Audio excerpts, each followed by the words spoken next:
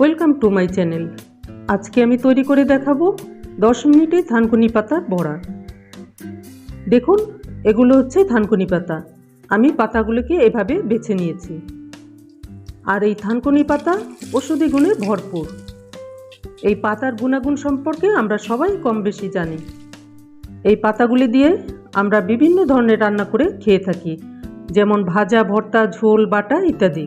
তো আজকে আমি কত অল্প সময়ে মজার ক্রিসপি বড়াটা তৈরি করে থাকি সেটাই আপনাদের সঙ্গে শেয়ার করব। আশা করছি আপনারা বাসায় ট্রাই করবেন, আর ভালো লাগলে আমাকে সাপোর্ট করার জন্য আমার চ্যানেলটিকে সাবস্ক্রাইব করবেন।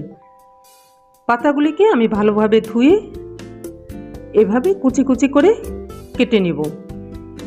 আর এর মধ্যে লাগবে পেঁয়াজ কুচি আধা কাপ, রসুন থেতো করে নিয়েছি 2 টেবিল চামচ, কাঁচা লঙ্কা 3টি কুচি করে নিয়েছি, টালা ধনে গুঁড়ো আধা চা চামচ, লবণ স্বাদ অনুযায়ী, হলুদ গুঁড়ো সামান্য পরিমাণ, টালা জিরে আধা চা চামচ এবং সামান্য চিনি, এটা অপশনাল। প্রথমে পেঁয়াজের সঙ্গে মশলাগুলোকে এভাবে কষলিয়ে নেব।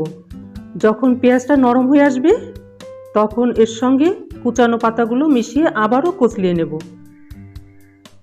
এখন এর মধ্যে দেব চালের গুঁড়ো এবং বেসন।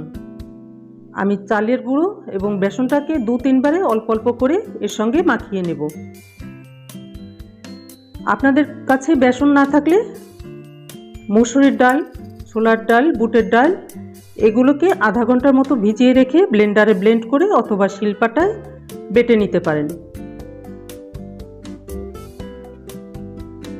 যখন শুকনো হয়ে আসবে মাখাটা, তখন আমরা এর মধ্যে অল্প অল্প পানি দিয়ে ভালো করে মাখাতে হবে। আর আপনারা যদি পানি দিয়ে বেটে নেন ডালটা, সেক্ষেত্রে কিন্তু পানির প্রয়োজন নাও হতে পারে। যখন মাখাটা এভাবে আঠালো হয়ে আসবে তখন বুঝতে হবে আমাদের মাখাটা হয়ে গেছে। তখন আর আমরা পানি দিব না।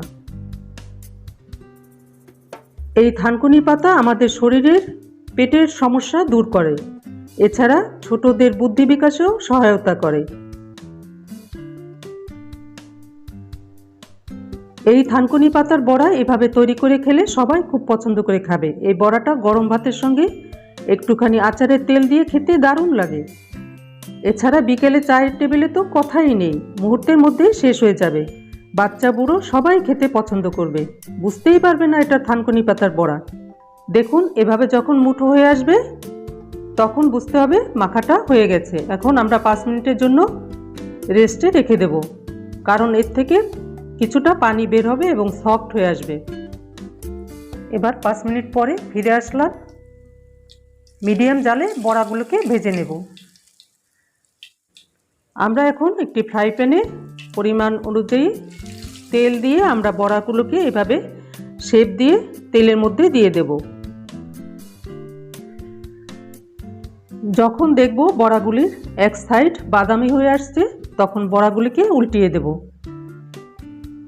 এভাবে উল্টিয়ে পাল্টিয়ে আমরা সব বড়াগুলিকে ভেজে নেব। তাহলে এই মাখাটা রেডি করতে আমাদের লেগেছে 5 মিনিট আর ভাজতে লেগেছে 5 মিনিট, মোট 10 মিনিট। 10 মিনিটেই রেডি হয়ে গেল মজাদার মুচমুচে থানকুনি পাতার বড়া। দেখে কি লোভ হচ্ছে? তাহলে এই রেসিপি ফলো করে আজই তৈরি করে খেয়ে দেখুন। আমি সত্যি বলছি, অসম্ভব মজার। এবার বড়াগুলিকে একটি টিস্যুতে উঠিয়ে নেব, তাহলে বাড়তির যে তেলটা টিস্যুতে সোক করে নেবে। আশা করছি ভিডিওটি আপনাদের কাছে ভালো লেগেছে। আর ভালো লেগে থাকলে আমার চ্যানেলটিকে লাইক, শেয়ার, কমেন্ট করবেন এবং ভিডিওটি সম্পূর্ণ দেখার জন্য সবাইকে অনেক অনেক ধন্যবাদ। সবাই ভালো থাকবেন, সুস্থ থাকবেন। আবার দেখা হবে পরবর্তী রেসিপিতে।